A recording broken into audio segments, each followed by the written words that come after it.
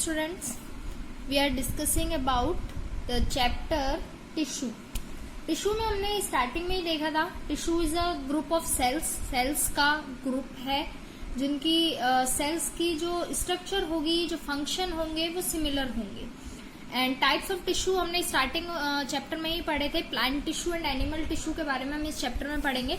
Plant tissue जो topic है वो हम कंप्लीट कर चुके हैं. प्लांट टिश्यू के दो टाइप हमने पढ़े थे, meristematic tissue, permanent tissue. Then meristematic के भी हमने 3 पार्ट पढ़े हैं, apical, lateral, intercalary. Then permanent में हमने सिंपल एंड कॉम्प्लेक्स परमानेंट.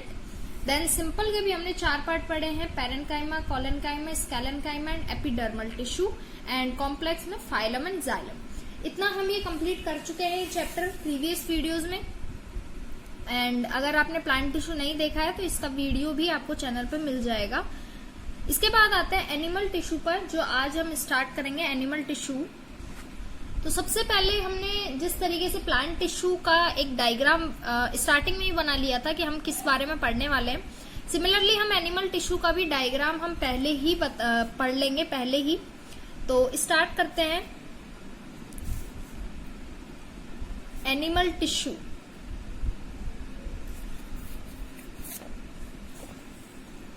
इसके 3 टाइप्स होते हैं, 3 तरीके के होते हैं एनिमल टिश्यू.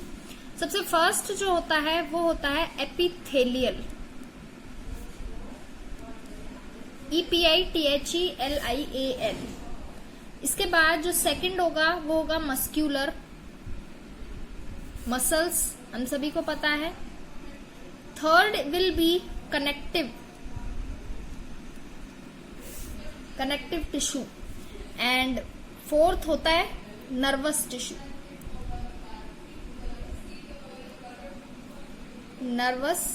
टिश्यू. अब आते हैं इनके अंदर इनके भी पार्ट्स होते हैं. एपिथेलियल में जो हम पढ़ेंगे वो हम 5 पार्ट पढ़ेंगे. First will be squamous, second cuboidal,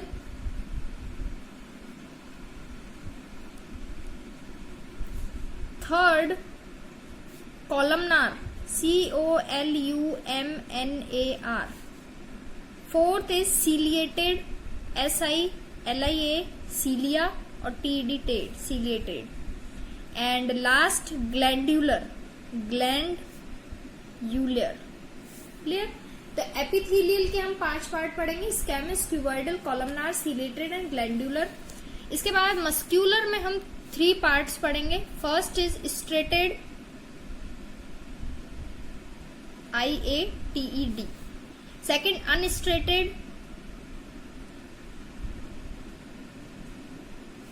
and third will be cardiac. Clear. इसके बाद आता है नर्वस टिश्यू के हम कोई पार्ट नहीं पढ़ने वाले. नर्वस टिश्यू एक अलग टॉपिक है.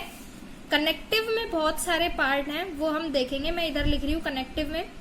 First is blood. Connective tissue है ब्लड, जो हमारी बॉडी में एक ऑर्गन को दूसरे ऑर्गन से कनेक्ट करता है. Second is lymph, LYMPH.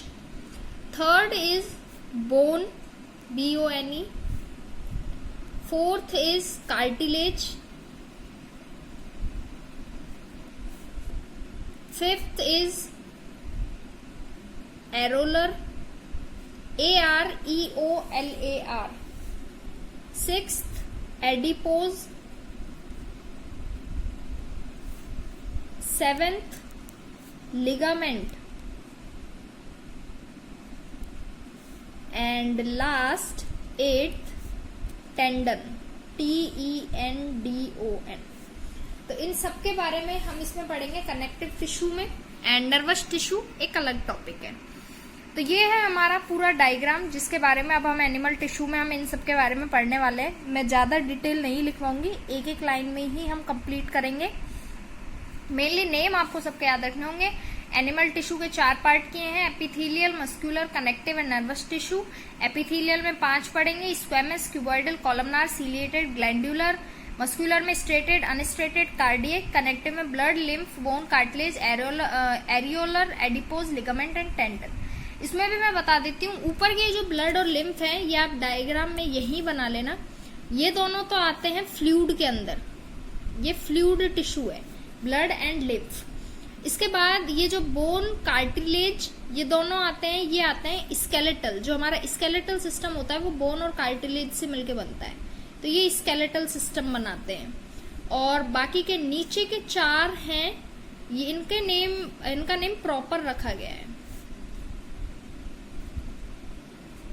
Clear? तो ऊपर के ब्लड एंड लिम्फ फ्लूइड में आते हैं, बोन एंड कार्टिलेज स्केलेटल में आएंगे, and areolar, adipose, ligament and tendon ये प्रॉपर टिश्यू में आएंगे। तो ये हम कंप्लीट पढ़ने वाले हैं इस वीडियो में। मैं अब साथ के साथ लिखाती भी जाऊंगी एंड समझना भी आपको साथ में ही है, जिससे अपना टाइम कम लगेगा। सबसे जो फर्स्ट हम स्टार्ट करेंगे that will be epithelial tissue. पहले हम इसके बारे में लिखेंगे, it is a protective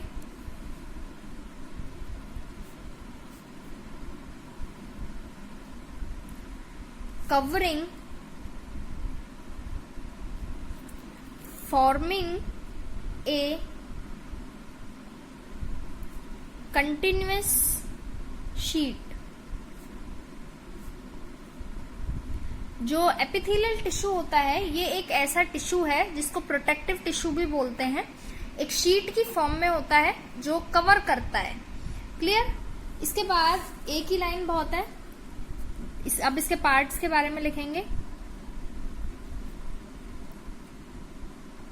depending upon, या फिर ऑन भी लिख सकते हैं, depending on shape and function, shape और फंक्शन के according they are classified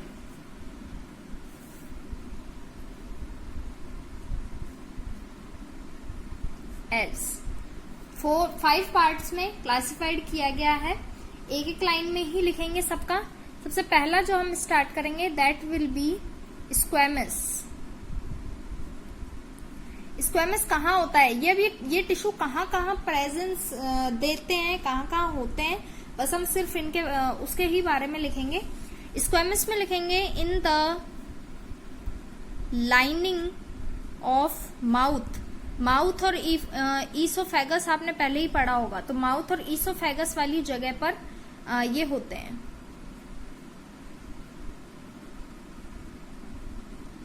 GUSA, ठीक है। ईसोफेगस और माउथ की जो लाइनिंग में होगा वो स्क्वैमस वहां प्रेजेंट होगा। इसके बाद बी जब बात करेंगे क्यूबॉइडल की, तो क्यूबॉइडल कहाँ होता है,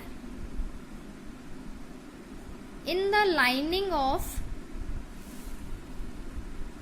किडनी के ट्यूबॉल्स होते हैं,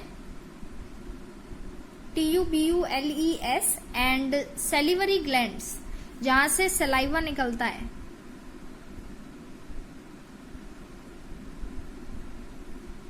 ये सेलिवरी ग्लैंड्स क्यूबॉइडल में in the lining of kidney tubules and salivary glands. इसके बाद आते हैं सी पर। सी हमने पढ़ा था कॉलमनार। कॉलमनार होगा इन द इंटेस्टाइन।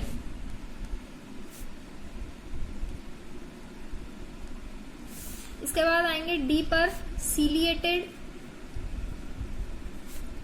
सीलिएटेड होता है कॉलमनार में ही अगर सीलिया प्रेजेंट है। अब सीलिया क्या है वो आप हायर क्लासेस में और डिटेल में पढ़ेंगे, तो अगर कॉलमनार में ही सीलिया प्रेजेंस होगा तो उससे सीलिएटेड बन जाता है। तो इसी में ही लिखेंगे कॉलमनार विद सीलिया। और कहा होगा in the lining of respiratory tract. जो रेस्पिरेटरी सिस्टम हम कंप्लीट पढ़ते हैं उस जगह पर ये प्रेजेंस होता है। Respiratory tract, columnar with cilia in the lining of respiratory tract. और ये डी हो गया। इसके बाद ई पर आते हैं ग्लैंड्यूलर। ग्लैंड्यूलर नेम से ही पता है, इन द ग्लैंड्स, जो हमारी ग्लैंड्स होती हैं वहां जो प्रेजेंट होगा वो होगा ग्लैंड्यूलर टिश्यू। तो यहाँ हमने एपिथेलियल टिश्यू पढ़ा है। Squamous in the lining of mouth and oesophagus, cuboidal lining of kidney tubules and salivary glands, columnar intestine में है, सीलिएटेड रेस्पिरेटरी ट्रैक्ट पर है, कॉलमनार में अगर सीलिया प्रेजेंस होता है तो, और ग्लैंड्यूलर ग्लैंड्स होता है। तो यहाँ हमने कंप्लीट किया है अपना एपिथेलियल टिश्यू।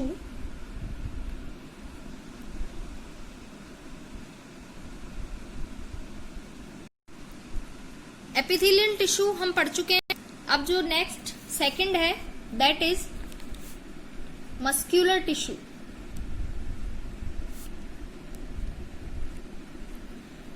मस्क्यूलर टिश्यू, सबसे पहले मस्क्यूलर टिश्यू के बारे में ही काम करेंगे। मसल्स नेम से ही समझ सकते हैं क्या किस वर्क में होगा, रिस्पॉन्सिबल फॉर मूवमेंट, हमारी बॉडी में जितना भी मूवमेंट होता है उसके लिए हमारे मस्क्यूलर टिश्यू है वो रिस्पॉन्सिबल है।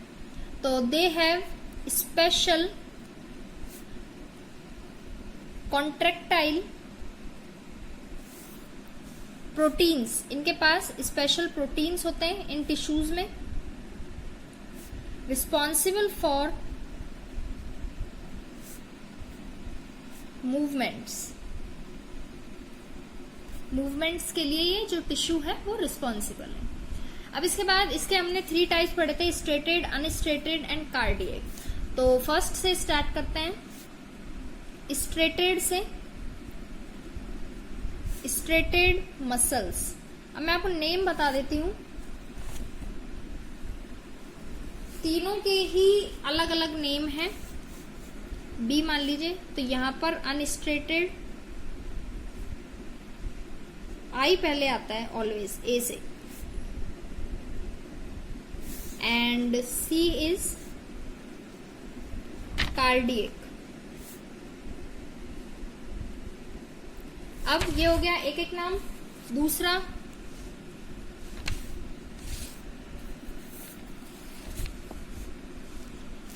नेम है स्ट्रेटेड मसल्स का, जो सेकंड नेम है that is smooth muscles.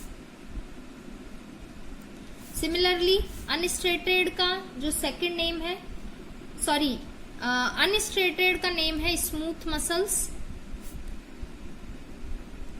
And striated का नेम है स्केलेटल मसल्स। यहां स्केलेटल लिखना,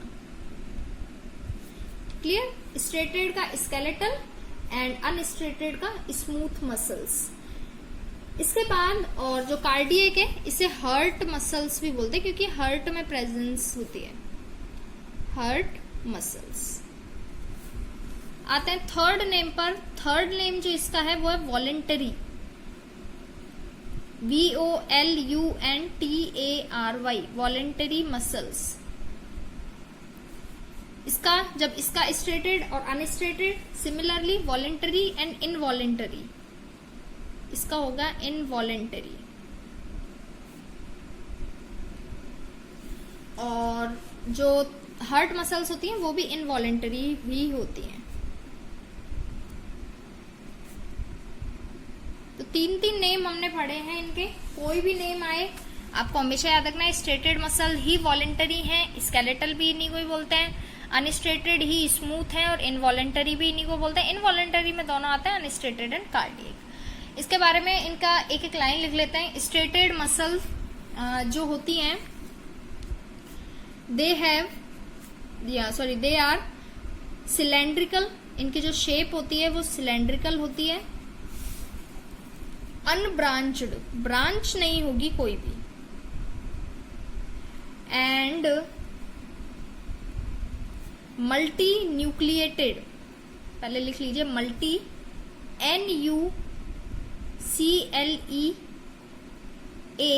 NUCLEATED, मैं यहां लिखती हूं नीचे, multi NUCLEATED, multi nucleated. Nucleus हमने पढ़ा है, तो जो इसमें स्ट्रेटेड मसल्स होती हैं उसमें बहुत सारे जो न्यूक्लियस हैं वो प्रेजेंस होते हैं। अनस्ट्रेटेड की जब हम बात करते हैं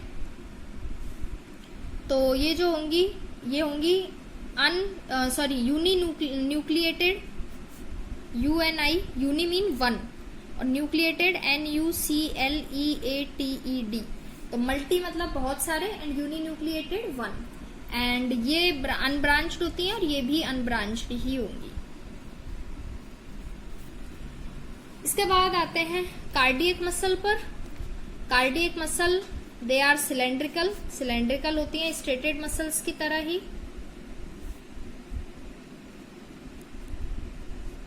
ब्रांच्ड होती हैं, ये दोनों ऊपर वाली अनब्रांच्ड थी एंड वो मल्टी न्यूक्लिएटेड थी, ये दोनों यूनिन्यूक्लिएटेड है, मतलब एक एक न्यूक्लियस होगा। क्लियर? तो यहाँ पर आपको मेन याद रखना ही पड़ेगा मस्कुलर टिश्यू, ये सब याद करने वाला ही है। बहुत कम लिखवाया है मैंने, बहुत ज्यादा कम, ओनली नेम एंड उनके साथ साथ में एक एक लाइन, जिससे आप समझ सकें कि ये क्या है, किस बारे में बात की जा रही है। इसके बाद नेक्स्ट जो आता है topic, that is third, connective tissue के बारे में अब हम पढ़ेंगे, जिसमें 8 पार्ट हमने पढ़े हैं, तो सबका थोड़ा थोड़ा ही लिखेंगे, ज्यादा नहीं लिखना है। थर्ड पर आते हैं, कनेक्टिव टिश्यू। कनेक्टिव टिश्यू में सबसे पहले ब्लड के बारे में हम लिखेंगे। फर्स्ट स्टार्ट कर लेना आप ब्लड में सबसे पहले थोड़ा थोड़ा नॉलेज लिखेंगे, क्योंकि ये मोस्ट इंपॉर्टेंट टिश्यू है, कनेक्टिव टिश्यू सबसे ज्यादा काम में आने वाला। The blood is a fluid connective tissue, जो मैं आपको पहले भी बता चुकी हूं कि फ्लूइड के अंडर रखा गया है इस कैटेगरी को। Fluid connective tissue, first point बना के लिखेंगे, ज्यादा इजी रहेगा। ब्लड का जो प्लाज्मा होता है, ब्लड प्लाज्मा हैज क्या क्या होता है, आरबीसीज, डब्ल्यूबीसीज, red blood cell, white blood cells and platelets, ये प्रेजेंट होता है। इसके बाद और क्या क्या प्रेजेंस होगा ब्लड प्लाज्मा में? Third point, blood plasma contains protein होता है ब्लड में, salt and hormones, HORMONES hormones होते हैं ब्लड प्लाज्मा में। इसके बाद फोर्थ पॉइंट, ब्लड का वर्क क्या है? ब्लड फ्लो, बहता है पूरी बॉडी में, एंड ट्रांसपोर्ट करता है गैसेस को, गैसेस जो भी खाना होता है, डाइजेस्टेड फूड,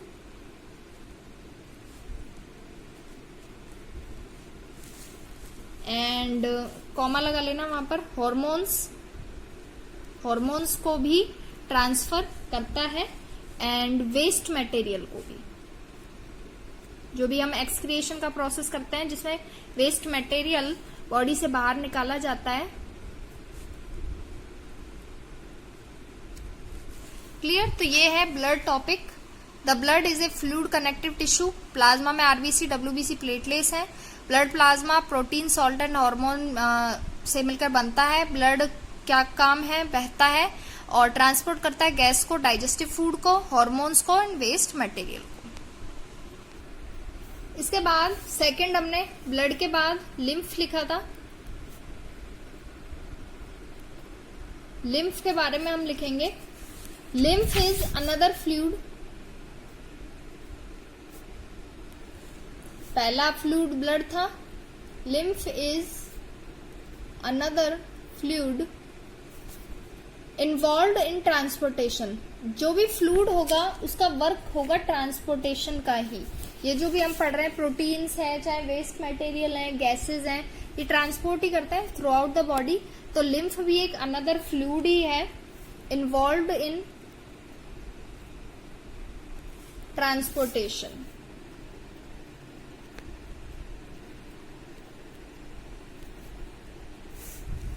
इसके बाद second point, lymph is similar to blood plasma.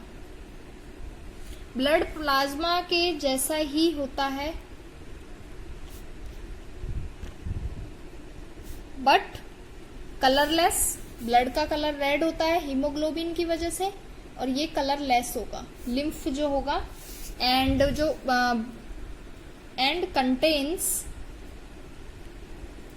Less protein. Blood में प्रोटीन ज्यादा होता है एंड लिम्फ में प्रोटीन कम होता है. वर्क वही है, ट्रांसपोर्टेशन का ही काम कर रहा है और सिमिलर है ब्लड से ही, लेकिन ब्लड में कलर भी होता है, प्रोटीन ज्यादा होता है. ये कलरलेस होगा और प्रोटीन भी इसमें कम होता है. तो ये तो हो गए दोनों फ्लूइड वाले part, blood and lymph. Next third start करते हैं. बोन. बोन एंड कार्टिलेज अब हम लिखेंगे तो बोन में लिखेंगे the bone is a connective tissue.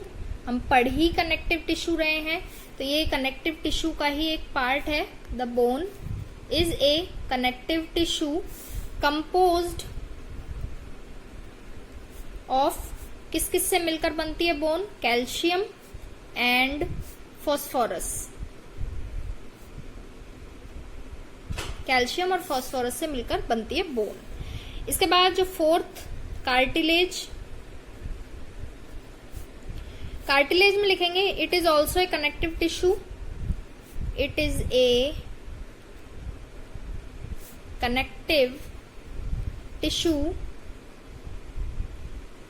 Composed of, किससे मिलकर बनता है? ये बनता है प्रोटीन और शुगर से मिलके. Proteins and sugar. ये बनता है कैल्शियम एंड फॉस्फोरस से बोन, और कार्टिलेज प्रोटीन और शुगर से बनता है. और कार्टिलेज होता कहाँ है वो भी बता देते हैं. It is commonly seen in knows, नाक में, ईयर, ट्रैकिया एंड लैरिंग्स. और कुछ नहीं तो आप नोज एंड ईयर तो याद ही रख सकते हैं कार्टिलेज के लिए. तो ये हो गया अपना बोन एंड कार्टिलेज. इसके बाद areolar, adipose, ligament and tendon. 4 चीजें आती हैं. एरियोलर स्टार्ट करते हैं. 4th 5th जो भी है आप नंबर डाल लेना. एरियोलर. एरियोलर कहाँ होगा बस इतना ही लिखेंगे. It is found between, it is found between the skin and muscles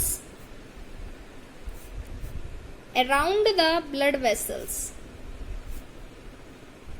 blood vessels के आसपास, स्किन के पास जो होता है वो एरियोलर होता है. नेम ही पता है, एरियोलर मीन एयर के लिए होता है, तो स्किन के आसपास ही होगा. Next adipose. एडिपोज में लिखेंगे it is filled with fat. जो हमारी बॉडी में जो फैट होता है उसको वो एडिपोज ही होता है. फैट ग्लोब्यूल्स, ये LES है, LES globules for the storage of fat. जितना भी हमारा स्टोरेज होगा फैट का वो एडिपोज टिश्यू में ही होता है. और एक लाइन और लिख सकते हैं इसमें, it acts as insulator. Insulator की तरह ये वर्क करता है. मेन बस आपको ये याद रखना है कि किस काम आ रहा है और कहाँ पर है. एंड लास्ट 2 चीजें बची हैं, ligament and tendon. Next number आप डाल लेना. लिगामेंट लिखते हैं. लिगामेंट मैं आपको बता देती हूँ, एक बोन अगर दूसरे बोन से जुड़ रही है दैट इज लिगामेंट, और अगर एक बोन एक मसल से जुड़ रही है तो वो टेंडन है. बस दोनों में सिर्फ इतना ही डिफरेंस है. अगर बोन बोन से जुड़ेगी तो लिगामेंट, और बोन मसल से जुड़ती है उस टिश्यू को टेंडन बोलते हैं.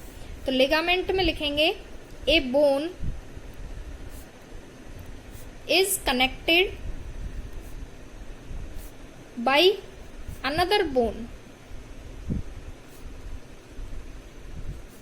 With connective tissue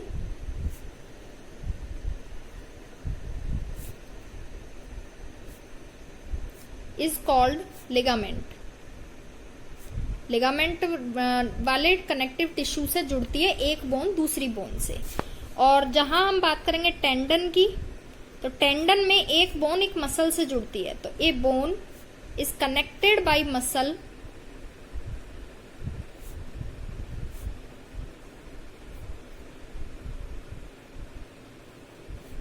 with another connective tissue. दोनों ही कनेक्टिव टिश्यू है ये, लिगामेंट हो चाहे टेंडन हो। Another connective tissue is called tendon.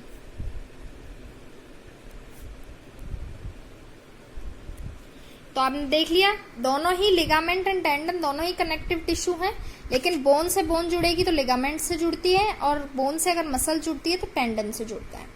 तो यहाँ पर अपना ये कंप्लीट होता है कनेक्टिव टिश्यू, जिसमें हमने ब्लड पढ़ा है। ब्लड भी फ्लूइड है, आरबीसी डब्ल्यूबीसी प्लेटलेट्स होती हैं, एंड लिम्फ भी ब्लड जैसा ही टिश्यू है, फ्लूइड, लेकिन कलर नहीं होता है, प्रोटीन कम होता है। फिर हमने बोन एंड कार्टिलेज पढ़ा है। बोन जो होता है वो कैल्शियम एंड फॉस्फोरस से मिलकर बना है, एंड जो कार्टिलेज है वो प्रोटीन और शुगर से मिलकर बनता है। एरियोलर स्किन में होता है क्योंकि एयर के लिए चाहिए होता है। एडिपोज फैट के लिए चाहिए होता है।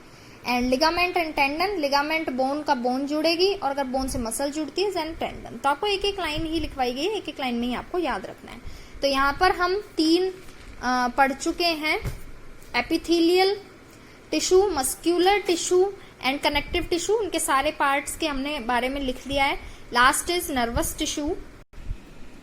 नर्वस टिश्यू मैं आपको बुक में से बता देती हूँ।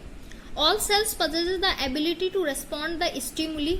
जो भी हमें स्टिमुली, जो भी हमें इंस्ट्रक्शन मिलता है, जैसे हम किसी भी गर्म चीज के हाथ लगा दें तो हमें इंस्ट्रक्शन माइंड को जाता है, या फिर हम किसी ज्यादा ठंडी चीज को हाथ लगा दें, देन सारे इंस्ट्रक्शन हमारी बॉडी में माइंड को जाते हैं।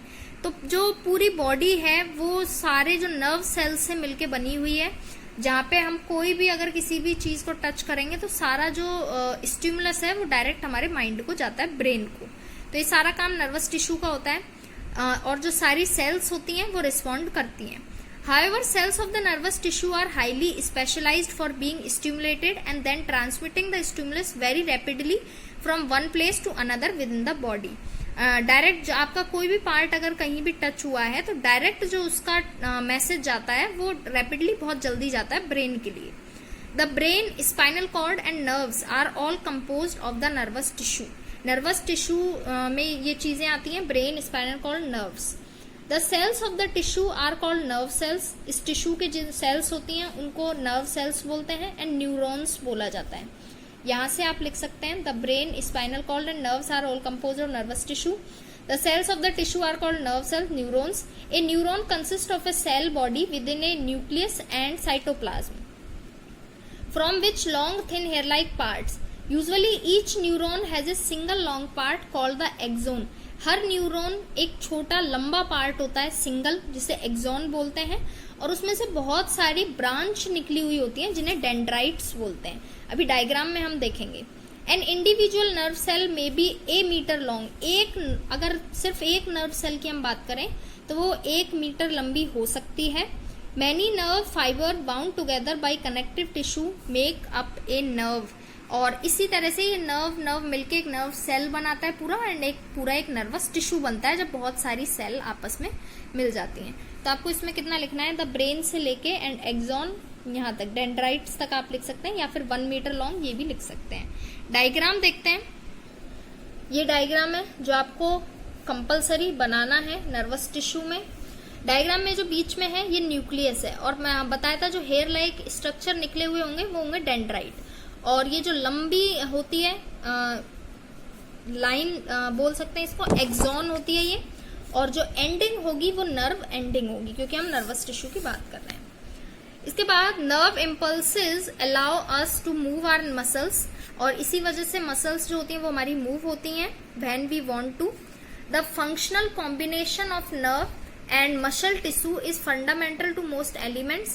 This combination enables animal to move rapidly in response to stimuli. यही रीजन है कि किसी भी चीज से हम अगर हाथ लगाते हैं तो डायरेक्ट हमारा रिस्पॉन्स होता है कि अगर जैसे मान ली किसी गर्म चीज का आपने हाथ लगाया तो हमारा रिस्पॉन्स होता है कि हमें वहां हाथ नहीं लगाना है। तो इसके लिए हमारे नर्वस टिश्यू वर्क करते हैं। आगे जो मार्क लगाया है आपको वो लिखना है इसमें एंड ये डायग्राम बनाना है। तो यहाँ हमारा ये चैप्टर है जो कंप्लीट होता है।